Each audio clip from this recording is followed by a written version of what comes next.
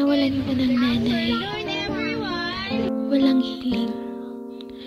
Nung nakabarong si nanay, sabi ko sa sarili ko, mga ilang taon kaya bago mawala yung sakit? 1, 2, 10 taon? Pero narealize ko, walang time pagdating dito. Kasi walang totoong healing kapag nanay na yung nawala.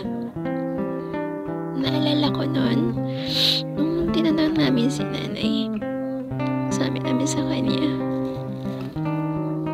ano yung pinakamasakit para sa kanya? Alam mo yung sabi niya, yung mawala yung nanay at mahal mo sa buhay, yun ang pinakamasakit. Naniniwala ba kayo na sa sobrang sakit nung nalaman niya na wala nang gamot na sa sakit niya? Sabi ni ate, ayaw niya mawala. Hindi niya yung kakayanin kapag nawala siya. Kasi nakikita niya na hindi pa kami handa. Hindi pa kami ganun ka-stable sa buhay. Kaya sinasabi niya na gusto niya mawawala siya. Okay na yung lahat ng iwan niya. Nay, bakit naman noon? Bakit ganun yung hiling mo? Sana ang hiniling mo na lang na maging malakas ka.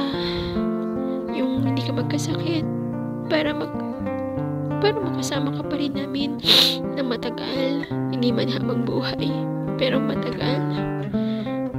Ang unfair naman nun. Bilis mo umalis, ang bilis mo mawala. Alam mo yun, sobrang sakit na makikita mo siya na kailangan mo na siyang ihatid sa huling hantungan niya, na after mo siyang may ihatid, yun na yung huling araw na makikita mo siya uli, na hindi mo alam kung kakayanin mo bang mabuhay mag-isa nang wala siya.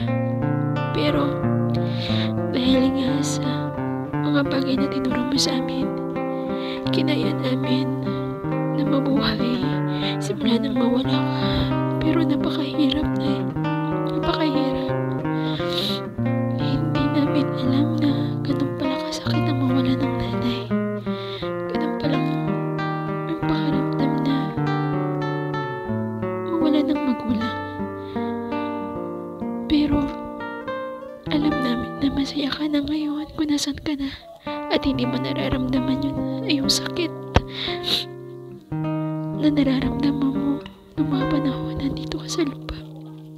Ay, maraming salamat sa lahat. Mahal na mahal ka namin. At miss na kita. Alam ko, dadating ang panahon na magkakasama ulit tayo. At makikita ka uli. Huwag kang mag-alala. Nakayanan naming mabuhay. Na alam namin nandyan ka sa tabi namin at hindi mo kami iniiwan. Mahal na